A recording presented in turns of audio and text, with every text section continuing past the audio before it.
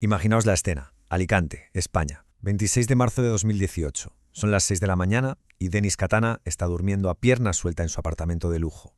Denis es el típico vecino discreto, de esos que saludan en el ascensor, sale a correr por las mañanas, paga sus cafés en efectivo, todo muy normal. Pero de repente, la Policía Nacional Española echa la puerta abajo, y es que detrás de esa fachada había 3 años de investigación intensa coordinada por Europol, el FBI y fuerzas policiales de más de 30 países. Resulta que Denis era nada menos que el líder de Carbanak, un grupo que logró robar más de 1.000 millones de dólares a bancos de 40 países distintos.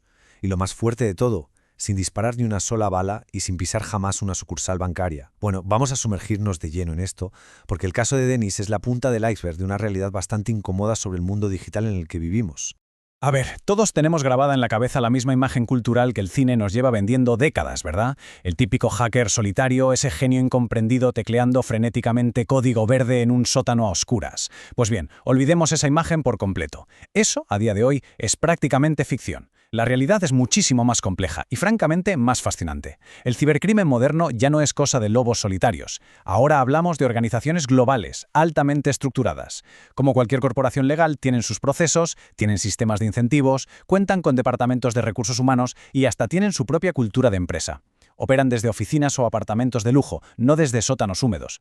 Y para entender hasta qué punto se ha profesionalizado este sector, tenemos que hablar de números. Y son números que, literalmente, quitan el hipo. Si tratásemos al cibercrimen como si fuera un país, estaríamos hablando de la tercera economía más grande de todo el planeta. Las estimaciones más recientes apuntan a que, para el año 2025, el volumen de este mercado oscuro alcanzará los 10 billones de dólares anuales. 10 billones, con B. Es una auténtica barbaridad que supera de largo el Producto Interior Bruto de potencias mundiales como Japón. Así que, para comprender cómo han logrado montar semejante imperio económico, tenemos que mirar con lupa quiénes son exactamente los actores de este ecosistema. El error de base que solemos cometer es meter a todos los ciberdelincuentes en el mismo saco, pensar que son todos iguales, pero nada más lejos de la realidad. El paisaje es tremendamente variado. Conviven desde los típicos oportunistas que buscan el dinero rápido con estafas de poca monta, hasta las archiconocidas APT, que son grupos que operan directamente con los recursos infinitos de un Estado. Sin embargo, en este análisis nos vamos a centrar en el verdadero motor de esta economía sumergida, el crimen organizado. Unos grupos que actúan como empresas perfectas, cuya única y exclusiva motivación es maximizar los ingresos, reduciendo al mínimo los riesgos. Y la forma en la que operan es brillante por su pura lógica empresarial. Pensad por un momento en cómo funciona una empresa constructora. El promotor inmobiliario no tiene en plantilla a los albañiles o a los fontaneros. Lo que hace es contratar a un estudio de arquitectura, luego a una empresa para los cimientos, a otra para el tejado. Pues el cibercrimen organizado aplica exactamente esta misma lógica modular. Si un grupo quiere lanzar un ataque, no necesita saber programar ni una línea de código. Simplemente acuden al mercado y le compran las llaves de entrada a lo que llaman un broker de acceso inicial. Luego, alquilan el software malicioso por horas o por uso. Y cuando consiguen el botín, subcontratan a una red profesional de lavado de dinero para limpiarlo. Toda esta cadena de subcontratación hace que sean increíblemente resistentes, porque si la policía hace caer a un eslabón, el proyecto no se detiene. Simplemente contratan a otro proveedor en la dark web y siguen operando. Fijaos bien en este texto. Parece una oferta de empleo completamente normal y corriente, ¿a que sí? Podríamos encontrarla en cualquier portal de trabajo ahora mismo. Pero no, es un anuncio real extraído de las profundidades de la dark web. Y es que detrás de estas mafias hay talento humano muy real y muy brillante. Ingenieros de software, expertos en criptografía, matemáticos. En muchas partes del mundo, este talento técnico no tiene salida en el mercado laboral legal, o los sueldos son ínfimos, y ahí es donde entra la alternativa criminal, ofreciendo unos ingresos que jamás soñarían alcanzar por la vía legal. Estas redes reclutan de forma activa y muchas veces de forma muy sutil. Mantienen el propósito real del código en una especie de zona gris para que el programador haga su trabajo sin sentirse directamente un criminal. Claro que las reglas del juego cambian de forma radical cuando los gobiernos deciden entrar en la partida. Aquí es donde aparecen las APT, las amenazas persistentes avanzadas. Cuando hablamos de APT ya no estamos hablando de delincuentes buscando dar un palo rápido para forrarse. Hablamos de equipos de élite con presupuestos gubernamentales, digamos, ilimitados. Son equipos que tienen el lujo del tiempo, tienen una paciencia infinita para infiltrarse en redes críticas y quedarse agazapados en silencio absoluto, observando todo durante meses o incluso años, y todo ello bajo el paraguas legal de sus propios países. Y para entender el nivel de paciencia del que estamos hablando, tenemos un ejemplo de manual del año 2016. Nos vamos al famoso ataque al Banco Central de Bangladesh. El grupo responsable fue Lazarus, que es el brazo ejecutor de los servicios de inteligencia de Corea del Norte. Estos tipos se pasaron meses enteros, en silencio, estudiando al milímetro cómo el banco operaba con la red SWIFT, que es el sistema interbancario global, y esperaron pacientemente hasta el 4 de febrero. ¿Y por qué esa fecha en concreto? Pues porque era fiesta nacional en Bangladesh, y justo al día siguiente los bancos en Nueva York estaban cerrados por el día de Lincoln. Buscaron el punto ciego institucional perfecto, esa ventana en la que nadie iba a estar mirando las pantallas. En ese hueco lanzaron 35 instrucciones fraudulentas de transferencia hacia la Reserva Federal de Nueva York. Y el golpe inicial fue de película. Consiguieron que 81 millones de dólares pasaran todos los controles y aterrizaran en varias cuentas en Manila, en Filipinas. Una vez allí, introdujeron el dinero en el sistema de casinos de la ciudad, donde el rastro del efectivo literalmente se evapora. Pero ojo al dato clave aquí, todo este dineral no fue a parar al bolsillo de unos hackers para comprarse deportivos de lujo. Ese dinero fue canalizado directamente para financiar el programa de proliferación nuclear y de misiles balísticos del régimen de Corea del Norte. Así es como el robo digital se convierte en la práctica en un arma directa de política exterior. Pero, ¿sabéis de cuánto era realmente el botín que intentaban llevarse en total? De casi 1.000 millones de dólares. Sí, 1.000 millones. Y lo más increíble de esta historia es por qué no se lo llevaron. Resulta que en una de esas instrucciones de transferencia, en lugar de escribir la palabra fundación, los atacantes cometieron un error tipográfico y escribieron fandación, con A. Ese simple, minúsculo error de ortografía hizo saltar un filtro automático antilavado del banco y bloqueó en seco el resto de las transferencias. Un fallo de teclado salvó al país de una ruina económica absoluta. Evidentemente, Corea del Norte no es el único jugador en este tablero estatal. Dos gigantes como Rusia y China operan de manera formidable, aunque con estilos muy diferentes.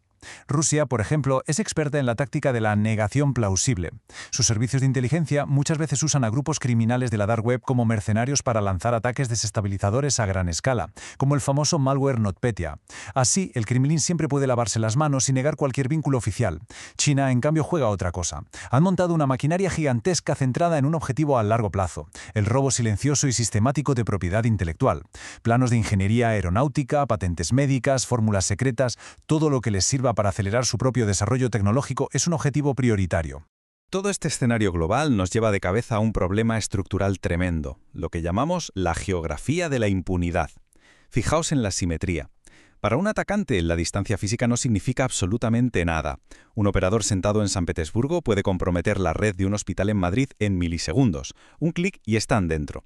Pero para nosotros, los que nos dedicamos a la defensa, esa misma frontera internacional es un auténtico infierno burocrático. Las investigaciones policiales necesitan meses de papeleo oficial solo para pedir un dato a otro país. Y los tratados de extradición, cuando existen, tardan años en resolverse. Por eso las estadísticas dicen que menos del 1% de los ciberdelitos acaba en una condena firme. Y créedme, los atacantes conocen muy bien este dato y lo asumen simplemente como un riesgo más en su hoja de cálculo empresarial. Y lo que resulta más inquietante desde el punto de vista de la seguridad es lo rapidísimo que aprenden. Volvamos un momento al caso de Denis Katana del principio.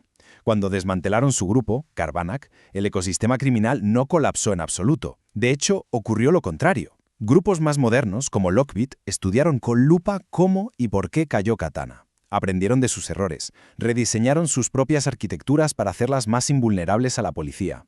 Hace poco, en 2024, una mega operación internacional consiguió tirar abajo los servidores de Lockbit. ¿Sabéis cuánto tardaron en volver? Unos pocos días. Volvieron con nueva infraestructura y software mejorado. Tienen una resiliencia pasmosa. Bueno, y bajando toda esta geopolítica a la Tierra, ¿cómo nos afecta esto a nosotros en el día a día? Para entenderlo vamos a recuperar a Elena, ese personaje ficticio que utilizamos a lo largo de estos análisis para ilustrar casos absolutamente reales. Elena es administradora de sistemas en un hospital, una persona con conocimientos técnicos. Un martes cualquiera, después de un turno agotador, le entra un correo urgente que parece totalmente legítimo y le da clic a un enlace. Pasan 3 segundos. Lo que Elena no se imaginaba es que los atacantes detrás de ese correo llevaban 43 días preparando minuciosamente la trampa. Habían clonado dominios, estudiado la red del hospital y fabricado el anzuelo perfecto. Esa es la verdadera simetría. No es un combate justo, es un trabajo artesanal contra el cansancio diario.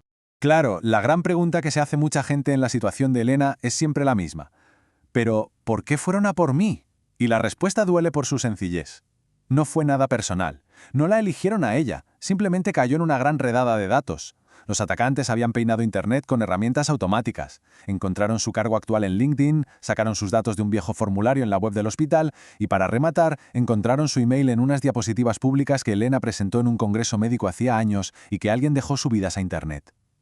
Cogen todas estas piezas sueltas de información y construyen listas de objetivos extremadamente precisos a nivel masivo. Entender todo este proceso es vital porque nos demuestra que no estamos indefensos. Como investigador os digo una y otra vez que pensar «yo no soy nadie importante» no nos protege. Lo único que nos protege de verdad es nuestra propia preparación y ser proactivos. Y podemos empezar hoy mismo con pasos súper sencillos. Echad un vistazo a qué información vuestra es pública en Internet. Ajustad la privacidad de vuestros perfiles profesionales. Pedid que borren presentaciones o actas antiguas donde salgan vuestros teléfonos. Y el consejo de oro. Cread el hábito de pausar. Respirad 3 segundos y verificad siempre cualquier solicitud que os llegue por canales digitales exigiendo urgencia. La urgencia es su mejor arma. Para cerrar este recorrido, me gustaría dejaros con una última reflexión. En este mundo interconectado, la información que vamos dejando atrás en Internet nunca desaparece de forma inocua. Cada pequeño dato, cada comentario, es una pieza más de un perfil que alguien, en la otra punta del mundo, con una paciencia y unos recursos técnicos brutales, podría estar armando en este preciso instante. Sabiendo la escala, la especialización criminal y la tremenda paciencia de esta industria de la que hemos hablado hoy, toca preguntarnos seriamente, ¿estamos dejando las piezas de nuestro rompecabezas digital demasiado fáciles de encontrar? Muchísimas gracias por acompañarme en este análisis y nos vemos en la próxima.